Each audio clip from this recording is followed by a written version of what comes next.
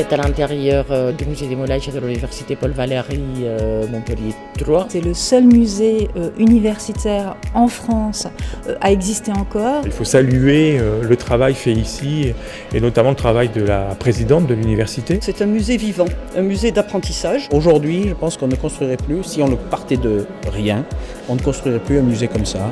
Et je trouve que c'est formidable de le voir ainsi. Écoutez, il est magique. Plein d'histoires, plein d'émotions.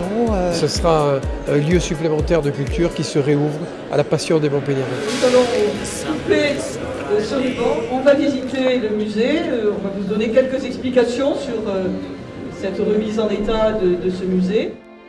C'est un musée qui a été créé en 1890 dans ce qu'on appelait à l'époque le palais de l'université, que c'était le siège de la faculté des lettres. Et c'était des collections d'études et des collections qui servaient à faire des cours. Et c'est le seul musée qui a été conservé dans ces conditions-là.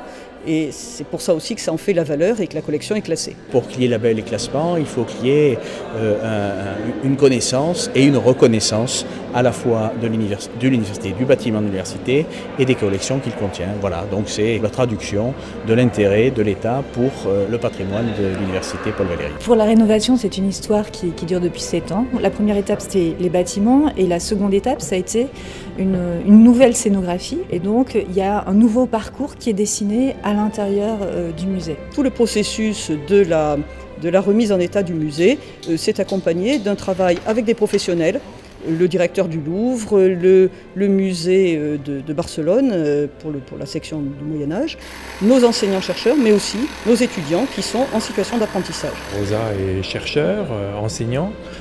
Nous sommes des gens de musée, donc on l'a un peu aidé à définir le projet scientifique et culturel. C'est-à-dire qu'est-ce qu'un projet scientifique et culturel? Ça définit un peu comment on peut présenter les collections, donc on l'a aidé à ça. On l'a aussi orienté vers des restaurateurs spécialisés dans ces collections pour qu'elle fasse un chantier des collections. Mais c'est Rosa qui a tout fait. On était plutôt en appui, en soutien sur les méthodes pour monter un chantier des collections et présenter ce musée. Cet espace qui n'est pas cloisonné et donc qui permet de voir les œuvres de plusieurs points de vue. Avec, pour la partie antique, une décomposition du parcours en 6 lieux différents et à l'entrée de chacun des lieux, il y a un panneau explicatif de la période. C'est un projet de très très grande qualité. Quand on est face à des œuvres classées, monument historique et donc dans un musée aussi magnifique, la région est obligatoirement présente. Montpellier, c'est une ville qui présente un certain nombre de caractéristiques culturelles au niveau de l'art et de l'art classique, mais aussi de l'art contemporain, comme nous voyons derrière moi. Et je crois que c'est un bon mélange.